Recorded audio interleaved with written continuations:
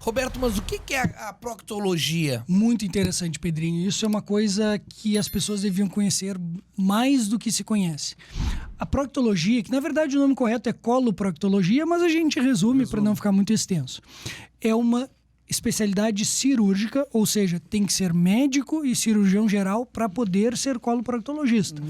Então, o coloproctologista é um cirurgião que fez uma especialização, uma residência médica numa área que trata doenças clínicas e cirúrgicas do intestino grosso, reto e ânus.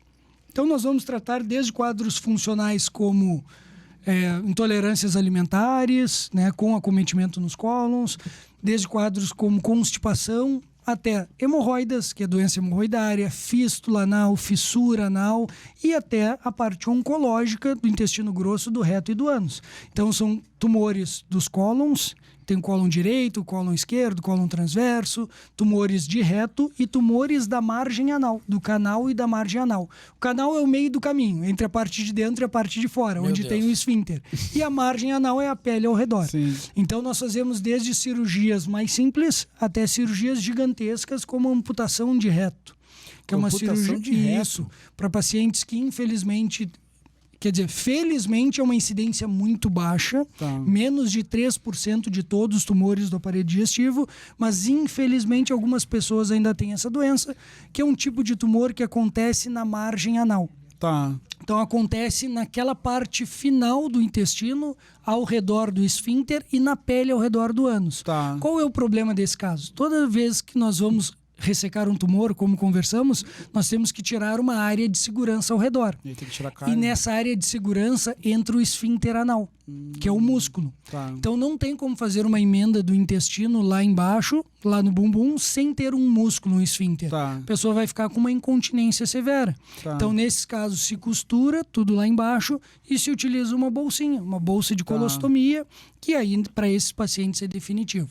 Mas esses casos é uma das maiores cirurgias da coloproctologia, porque muitas vezes esses tumores invadem outras estruturas, então tem que retirar uma parte Preta óssea Gil, do coitada, sacro. tá sofrendo com Exato. isso aí, cara. Felizmente, a maior parte dos pacientes que têm esse tipo de tumor, que já é um número pequeno de casos, mas felizmente 85% deles têm a doença curada com rádio e quimioterapia. Não Mas precisam mesmo de assim- cirurgia. Não Porém, precisa, tá. 15% deles ainda Aí precisam costura, de cirurgia. doutora? Costura, fica Fecha. fechadinho Fica ali. sem saída. Fica sem saída e fica uma bolsinha de colostomia. Rapaz. Mas visualmente é como se fosse um bumbum com aquela... Não. Com o sulco interglúteo, que é o famoso cofrinho, só que ele continua até lá embaixo fechado, como se não tivesse... não tem anos ali, fica fechadinho. Rapaz. É, Mas como é que tu são- falou assim, mas tá vivo? já é Claro. poucas, já são poucas pessoas, está reduzindo o número Não, de pessoas? é desse tumor específico, de Tá. margem anal. E aí vem a importância de falarmos da proctologia. As pessoas têm um temor de ir no proctologista e não entendem a importância disso. Não precisa ser no procto, mas elas têm que fazer a prevenção do segundo tipo de câncer que mais acontece tanto em homens quanto em mulheres, Qual é?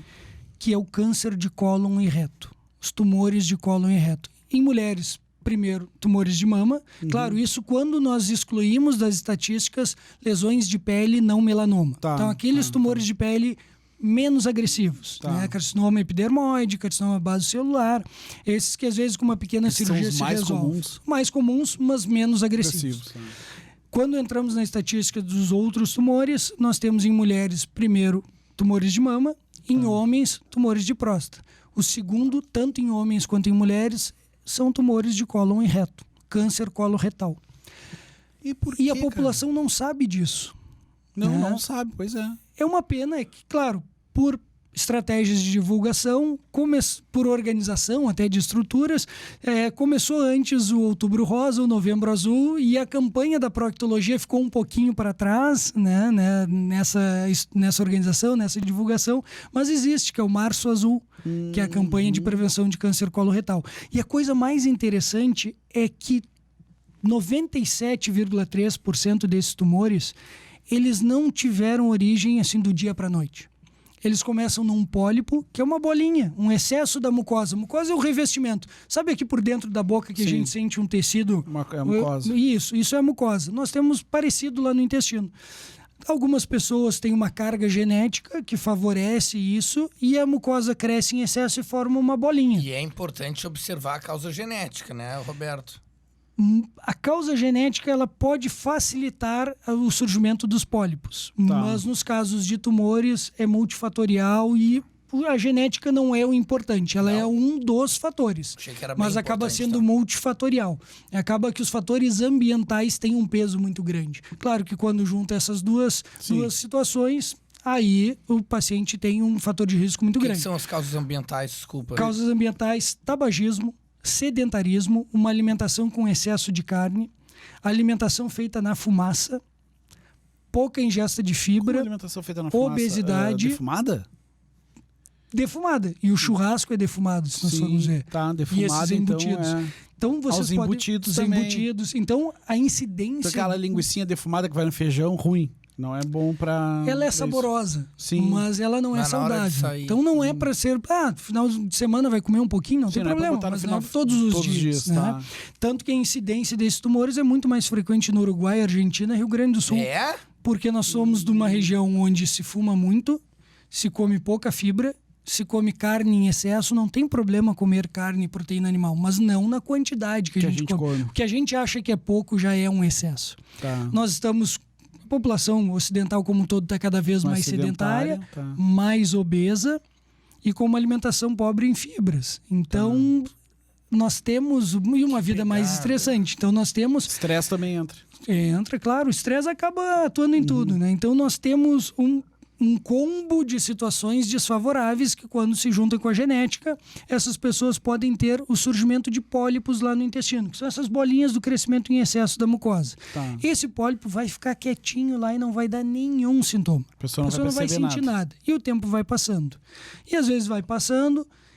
Alguns desses pólipos, felizmente não são todos, mas alguns desses pólipos vão entrar numa sequência de alterações genéticas, onde ele vai numa escadinha, ficando cada vez mais próximo da malignidade e vão evoluir para um tumor, inicialmente localizado no pólipo, que vai crescendo. Quando começam a dar sintomas, às vezes já são lesões bem estabelecidas. Por isso que se indica colonoscopia, que é um exame que o pessoal tem muito medo, muito receio. E eu já vou chegar nessa etapa do que é a colonoscopia, mas se indica ela para que todo mundo faça a partir dos 45 anos de idade, porque durante o exame, se por acaso se identificar que tem um pólipo, se retira esse pólipo e elimina a chance de que ele vá virar um tumor no futuro.